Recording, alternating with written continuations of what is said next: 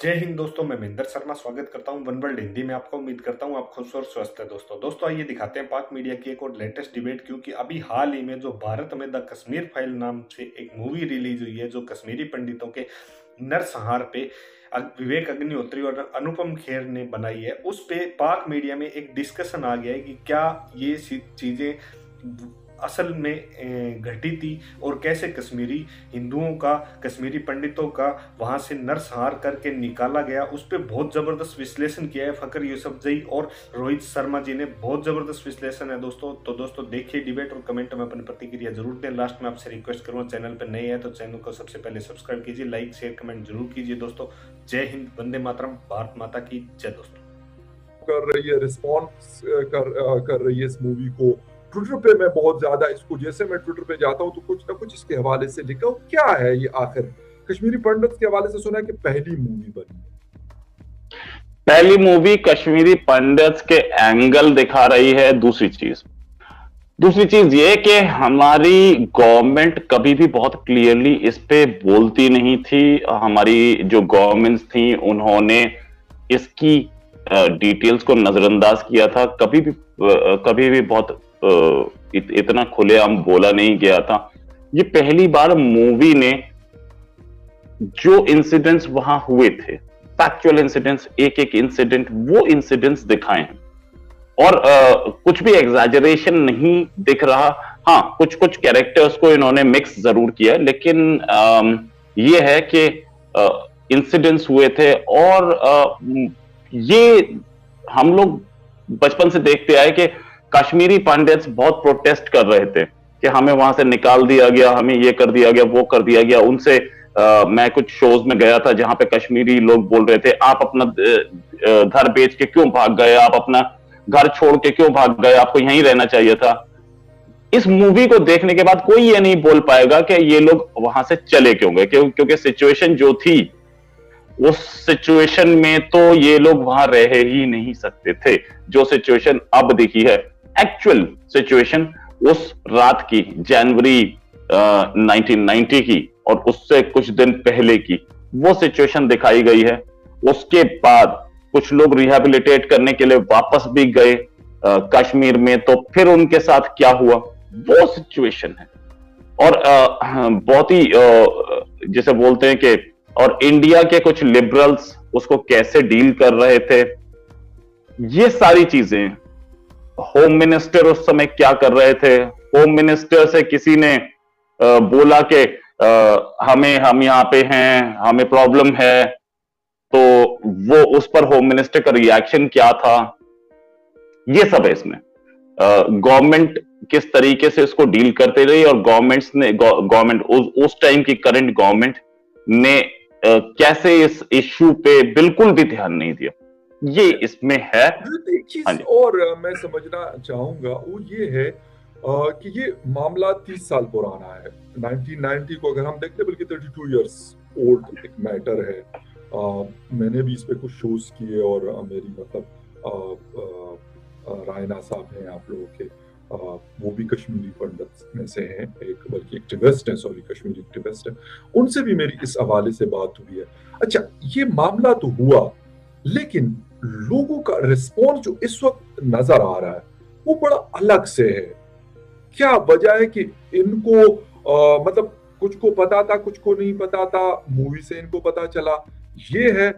या अब वो कहते हैं कि यार पिछली हुकूमतों ने इसको पसे पोश डाल दिया था, बिल्कुल साइड पे कर दिया था, और अभी जो भी डायरेक्टर इसके हैं, मुझे उनका नाम नहीं पता, लेकिन मैंने उनकी गालिबन मोदी जी से मुलाकात में, उनकी वो एक खातून है और एक वो गालिबन वो डायरेक्टर हैं, तो अभी इस चीज को सामने लेकर आए हैं। क्या वजह है कि यार टाइमिंग ऐसी चूज करना, क्या कहेंगे इस हवाले से? ये रिलीज तो थोड़ा पहले होनी थी और रिलीज नहीं हो पाई कुछ वजहों से, लेकिन ये जो इशू है, ये जो एक तो इसकी माइन्यूट डिटेल्स नहीं पता थी। वहां पे गवर्नमेंट अपैरेटस कितना मजबूर था जो कि सिक्योरिटी नहीं दे पाया, ये भी पब्लिक के सामने पहली बार आया। फिर उसके बाद तीसरी चीज ये कि जो हम लोगों ने किसी जमाने में पढ़ा था कि ऐसा हुआ है, ऐसा हुआ है, एक तो हम सारी चीजें पढ़ नहीं पाए थे।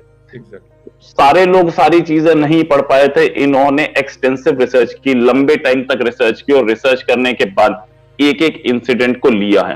तो जाहिर है अगर आप पढ़ रहे हैं या कुछ कर रहे हैं और 2.5 घंटे में, करीब तकरीबन 2-2.5 घंटे में आपको कोई आदमी पूरा का पूरा कंसाइज में दे दे, अभी भी सारे इंसिडेंट या तस्वीर दिखा दे, अभी भी सारे इंसिडेंट्स नहीं आ पाए, लेकिन सबसे खराब जो इंसिडेंट्स थे वो लाए गए हैं इसमें सामने। अभी और भी बहुत सारे इंसिडेंट्स हैं जो कि मैं ये मूवी देखने के बाद मैं रिसर्च कर रहा था तो मुझे नाम याद आया, गिरजा टिक्कू, उसके साथ जो एट्रोसिटी हुई थी वो दिखाई गई है।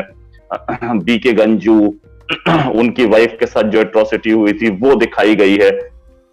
लेकिन बहुत सारे ऐसे लोग और भी थे, प्रोफेसर गंजू थे, या जस्टिस गंजू का मर्डर इसमें मेंशन है, जस्टिस गंजू का, लेकिन प्रोफेसर गंजू थे जिनका मर्डर किया गया और उनको नदी में उनकी लाश फेंक दी गई। फिर उसके बाद भाई उनका भाई साथ था और वाइफ साथ थे, एक ब्रिज पे उनके साथ हुआ था। तो भाई को बोला गया या तो नदी में कूद जा, नहीं तो हम तेरे सामने करेंगे जो करेंगे। तो भाई नदी में कूद गया और वाइफ का फिर उसके बाद गैंग रेप के बाद मर्डर। ये सारी चीजें ये सारी चीजें वो 2.5 घंटे में इनकॉर्पोरेट करना बहुत मुश्किल था, इसलिए किया नहीं गया। लेकिन जो इन्होंने दिखाया वो भी बहुत ही जिसे बोलते हैं हार्ट टचिंग था। कोई भी देखेगा उसको ये फील जरूर होगा कि कितना बुरा हुआ उन कश्मीरी पंडित्स के साथ। जो नहीं दिखाया गया वो भी बहुत ज्यादा है, वो भी बहुत है, और वो भी बहुत ग्रूसम है। तो इनके लिए कश्मीरी पंडित्स पहले हमारे कंट्री में लोग उनसे सिंपैथी रखते थे और ये बोलते थे कि इनके साथ गलत हुआ, लेकिन इस फिल्म ने बताया कि उनके साथ गलत क्या हुआ और कितना हुआ।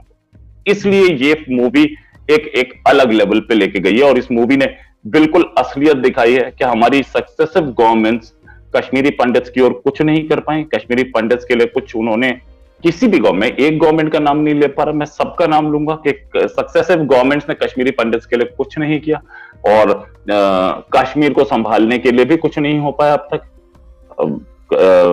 कश्मीर में जो हो रहा है, चाहे वो कहीं से भी हो रहा हो, पाकिस्तान से हो रहा हो, कहीं से भी हो रहा हो, लेकिन इसने रियलिटी बताई है। ऑफ कोर्स पाकिस्तान से ही हो रहा है, वो तो बहुत क्लियर है गवर्नमेंट, लेकिन इसने रियलिटी बताई है कि कश्मीर के अंदर क्या हुआ है। बाहर से टेरर आ रहा है वो तो सबको पता है, अंदर क्या हुआ है। और जो ये लोग चीखते थे बहुत सारे लोग कि कश्मीर में मुस्लिम्स के साथ एट्रोसिटी होती है, वो सारे के सारे जो क्लेम्स हैं वो इस जनवरी 1990 के बाद के हैं। इसने ये भी बताया कि सबसे पहली एट्रोसिटी कश्मीरी पंडित्स के साथ हुई थी वहां पे, उसके बाद ही कहीं मुस्लिम एट्रोसिटीज के आरोप आए हैं। अच्छा, या एलिगेशंस आए हैं। और मूवी मैंने नहीं देखी, होपफुली देख लूंगा मैं, लेकिन मुझे एक बात बताएं कि 1990 में ये वाकया होता है, इंडियन फौज वहां पे मौजूद थी, उस वक्त भी होगी यकीनन, कोई ये मतलब ऐसा तो नहीं हो सकता। फिर ये सारा कुछ, अगर मैं कहता हूं कि पाकिस्तान फौज कहीं पे है, हम कहते हैं ये बलूचिस्तान में इंसर्जेंसी है, कोई शक नहीं है, अटैक्स भी होते हैं, ठीक है।